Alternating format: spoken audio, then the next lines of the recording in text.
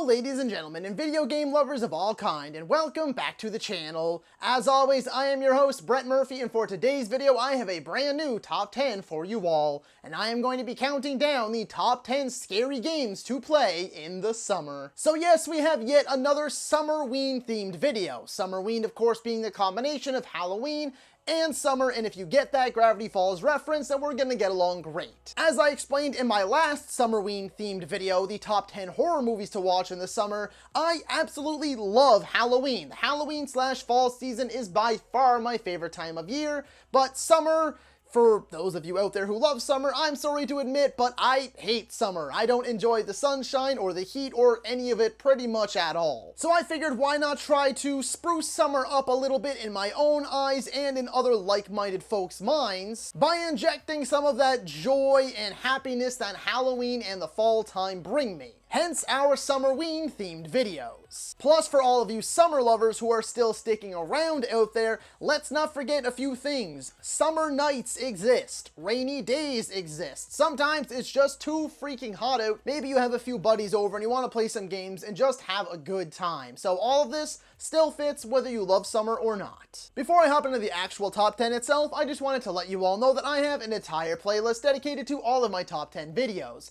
So be sure to check that out, and I guarantee you'll find something you like. And so without further ado, let's hop right into things. Number 10, Amnesia. In particular, I am talking about Amnesia: The Dark Descent here because it seems to be generally agreed upon to be the best of the franchise. This one is a classic, one of the most iconic horror games in the genre. And it is damn scary, with an insanity meter to keep you going, as well as some of the most hellish looking creature design I have ever seen. This is one of the more genuinely scary ones on this list. Some of the others are just kind of fun horror themed games, but if you're looking for actual scares, well, Amnesia: The Dark Descent has you covered. Number 9, Dead Space. If we're talking about the Dead Space franchise, I would stick to the original Dead Space or Dead Space 2. Dead Space 3 is not a very good game, but if you are super desperate to play co-op with a friend, that option is there in the third game only as well. However, it is not even anywhere near remotely as scary as the first two games, and it's really more of an action game than anything. But again, that option is still there, and I won't judge. However, if you are looking for these scares, Dead Space and Dead Space 2 is where it is at. And I think I'm probably actually going to put Dead Space 2 on the graphic for this number 9 transition, because it is quite possibly the scariest game I have ever played. It is anxiety-inducing, shit-your-pants scary. There is jump scares left, right, and center. Some of the creepiest, eeriest, most disturbing enemy types in a video game. It is brutal, it is bloody, it is violent, it's gonna mess with your head, and it is going to make you jump out of your skin on more than one occasion. Number 8, Slender: The 8 Pages / Slender: The Arrival. So these are those Slender Man games. If you've never heard of Slender Man before, well, good for you. Count yourself as one of the lucky ones. Nevertheless, Slender Man has been at the center of a lot of real-life controversy. Some people call it one of the scariest figures in history. It started off as a story, moved into video games, into a movie, and has actually been the center of some real-life murder and murder attempts. People who are actually worshipping this weird man creature thing. Yeah, it's pretty freaking scary without even playing the game, but the games themselves, although low budget and indie as all hell, are insanely scary. I don't know if I have ever been more petrified and more filled with fear than when that camera starts jigging out, going all fuzzy, and you know the Slender Man is near, and when he is chasing you, he is on your ass, breathing down your neck. That is extremely terrifying. So although yes, once again, these aren't the most polished games out there, they are absolutely among the scariest. Number 7, Dead Island / Dying Light. If you can't tell already, no, I didn't include honorable mentions on this list, but I'm gonna cheat a different way by just grouping franchises and games together. And I couldn't decide which zombie game better fit the summer theme, the original Dead Island or the original Dying Light / the recently released Dying Light 2. They're all set in sunny locations. Dead Island is far more tropical as it is set on an island resort. The original Dying Light is set in Haran, and this new Dying Light is set in a fictional post-apocalyptic post-apocalyptic world. But no matter what, across the board in all of these games, the sun is shining and they always give me summer vibes. If you're looking for extremely hardcore summer vibes in your zombie game, then I would go with the original Dead Island, since it is set on a tropical resort, and it definitely hits the mark for me when it comes to that. But it's definitely by far the least polished of all the games I just mentioned. So when it comes to these games, it's really just kind of a pick your poison sort of thing. Number 6. Resident Evil Franchise.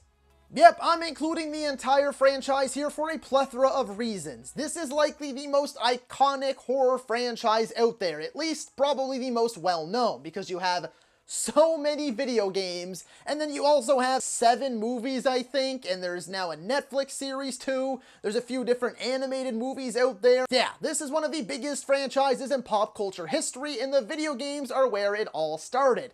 It doesn't matter which ones you play. If you still have an original PlayStation, PlayStation 2, any other console that the games have been ported onto, you can play the original versions. You have the Resident Evil 2 remake, the Resident Evil 3 remake, the 4th remake is on the way in the next, 6 to 8 months, give or take. Then you have co-op games like Resident Evil 5 and 6, and even though I feel like they've been blacklisted by most of the Resident Evil fan base, there is still some zombie and monster slaying fun to be had with a friend. And then you have the transition once again back to hardcore horror, and the series is first delving into the first-person genre with Resident Evil 7 Biohazard and Resident Evil 8 Village. So yeah, there is a ton of variety, a ton of scares, or a ton of camp. You can play with friends, you can play in first person, you can play in third person, you can play the originals, you can play the remakes. There is so much variety when it comes to this franchise, but no matter what, they are always going to be fun, they are always going to be entertaining, and if you pick the right one, they can be pretty damn scary too. Number 5. The Forest. This one in particular, I would definitely recommend playing with some friends. And I don't mean just one. Get a good group of friends going to hop onto this one. This isn't the most hardcore survival game out there. I'm not very good at survival games, and I can make my way around this one pretty good. The game is fairly forgiving. It's a pretty simple premise. Your plane crashes on this island, and you're trying to survive. Oh, and then there's these weird mutant underground creatures that are some of the most nightmarish figures you will ever see in your life, constantly trying to kill you and hunt you down. Yeah, it gets pretty intense. It's all about base building, trying to fortify yourself to keep them out, but they will come for you, and they get bigger, and they get badder, and they get uglier and more aggressive. They will take your base down, and if you want to progress through the story, then you're gonna have to go exploring their territory as well, in some very dark, horrifying underground caves. Yeah, this one has nightmare fuel all over it, but like I said, you can play it with a group of friends, and that is by far the best way to experience this one. Number 4. Left 4 Dead / Back 4 Blood. Once again, grouping franchises together. We all know that Left 4 Dead, in particular Left 4 Dead 2, is the pinnacle of co-op zombie shooting mayhem. There's no denying that at all. I will still play that game today. You can pretty much always still find games, in all honesty, and even if you can't, you can actually play with computer AI partners and still progress through all of the story and have a blast that way too. However, if you want a new, more polished version, doesn't necessarily mean better, because it's absolutely not, but it's on new consoles. The graphics are pretty, the game runs pretty smooth, and it's essentially the exact same base concept, except it just has different enemies. You still have all of your base zombies that are just super easy to mow through, but rather than your ones from Left 4 Dead, they just get slightly different abilities, and then they're renamed, but they're pretty much the same things. Like I said though, it is the newest of all of these games I just mentioned. There is still 4-player co-op zombie mayhem that is a ton of fun with a group of friends. It's essentially Left 4 Dead with this weird card system and a fresh coat of paint, because the game is super pretty. So whichever one you go with, grab a few friends. There is something here for everyone to enjoy. That's my point. So Left 4 Dead, Back 4 Blood, pick your poison. Number 3. The Quarry.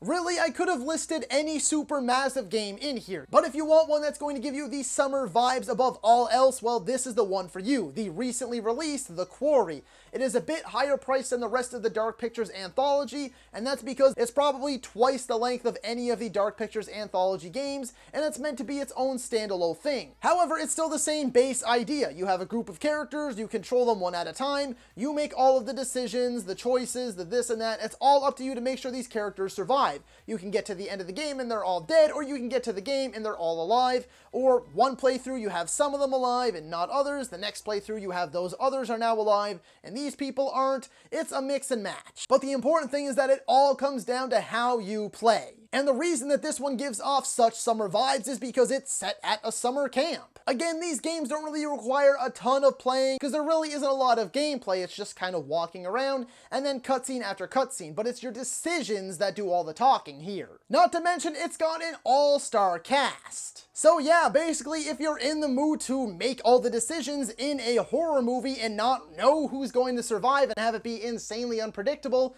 go for this one. It's like any other supermassive game, but this one is set at the heart of summer, so it perfectly suits this list. Number 2, Friday the 13th, the game / Dead by Daylight. I couldn't decide which asymmetrical horror game I wanted to go with, so I decided to pick them both. Of course, if you were looking for those hardcore summer vibes that I keep referring to because it is a Summerween video, then go with the Friday the 13th the game, because just like all of the movies, pretty much anyway, it's set at a summer camp in the heart of summer, and you can either be camp counselors trying to run away, hide, and escape from Jason, or you can be Jason freaking Voorhees and hunt down these camp counselors and kill them in satisfyingly brutal and bloody fashion, just like the movies. However, since it is a Friday the 13th game, you are limited to only playing as Jason, and there are some characters from the movies, but really there aren't too many iconic characters from those movies, so you're pretty limited on the variety. If you're a die-hard Friday the 13th fan though, go for this. However, if you want the more popular and still being supported option, because sadly Friday the 13th the game isn't being supported anymore due to rights issues, then go with Dead by Daylight. It is a 1 versus 4 instead of 1 versus 8, which is what Friday the 13th is, I believe, and there is so much variety. There are tons of maps that have like different filters over them and whatnot, and a plethora of characters to choose from, both survivors and killers, because the killers,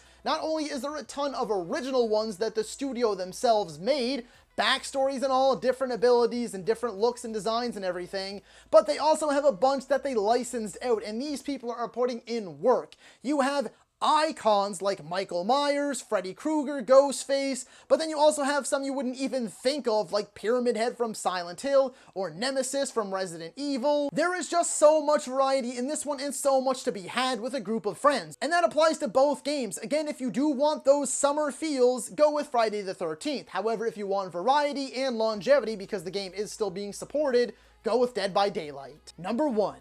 Outlast Franchise. So if you've been following my channel for any amount of time really, it should come as no surprise to see this at number 1.